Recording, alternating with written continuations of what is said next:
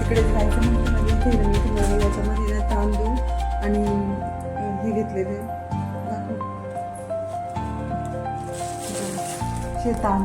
तांदूळ आणि खोबऱ्याची वाटी 2 गौरींसाठी 2 वाट्या आणि तांदूळ असं घेतलेले.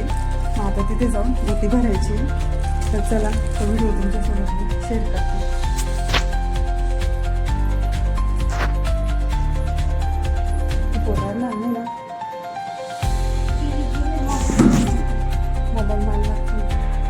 मग आता ती झोपलेली का?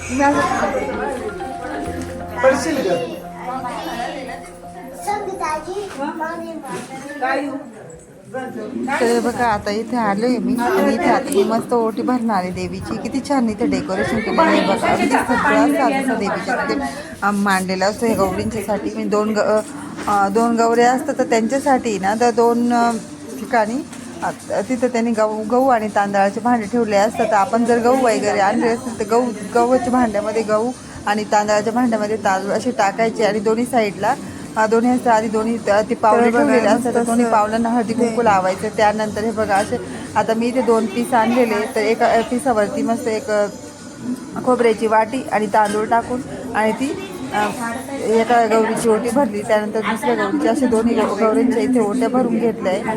तर हे बघा अशा मस्त पद्धतीचा इथे देवीचा साज मांडलेला आहे. अगदी छान असं डेकोरेशन केलेलं आहे. तरी खूप गर्दी होती त्यामुळे व्हिडिओ इतका छान क्लिअर काढता नाही आलेले. बघा त्या ताई ज्यांच्या इथे गौरीपूजन आहे त्या. तर मस्त असं डेकोरेशन केलं होतं मैत्रिणींनो. आता त्यानंतर आम्ही इथे निघालोय दुसऱ्या ठिकाणी जायला. तर 2 ठिकाणी गौरी बघायचे. आता आम्ही आलेलो आहोत. तर इथे आधी सुरुवातीला त्याने आता त्यानंतर घरी आल्यानंतर इथे मैत्रिणीनं भेंडीची भाजी त्याच पद्धतीने ओटी भरून घेतली आणि छान असं इथे पण डेकोरेशन केलेलं आहे. खूप छान वाटतं ना असं गौरी पूजन बघितल्यानंतर. इथे आम्ही असं मस्त ओट्या भरून घेतल्या आहे तर दोन्ही गौरींच्या. तर बऱ्याच ताईंना माहिती पण नसतं म्हणजे आपण गौरी पूजनाला गेल्यानंतर काय न्यावं लागतं काय. तर आमच्याबरोबर त्या ताई होत्या त्यांनाही माहिती नव्हतं नेमकं काय न्यावं लागतं. परंतु मग आम्ही त्यांना सांगितलं. मग त्यांनी पण पीस ते घेतले. तर असं म्हणतात मैत्रिणी म्हणजे असं कुठेही जाताना रिकाम्या हाती जाऊ नये. काहीतरी आपलं पण त्यांना गेलंच पाहिजे. आणि देवाच्या ठिकाणी गेल्यानंतर तर नक्कीच नेलं पाहिजे. कारण आपल्याकडनं काही दानधर्म झालंच पाहिजे ना. फुकटचं कोणाचं घेऊच नाही शक्यतो. तर इथं बघा इतके छान असं मस्त डेकोरेशन केलेलं आहे. अगदी म्हणजे अप्रतिम वाटतंय. जसं दिवाळीला फराळाचं वगैरे असतं ना तसं सर्व इथे ठेवलेलं आहे. आणि छान असं गौरीची मांडणी केलेली आहे. इथे घरच्या घरीच ह्या ताई तर एकट्याच होत्या त्यांनीच हे सगळं केलेलं आहे. खूप छान वाटतंय. तर तुम्हाला सुद्धा आवडलं असेल ना नक्की कमेंटद्वारे कळवा. तर ह्या पद्धतीने मस्त असं बघा किती छान वाटतंय बघा.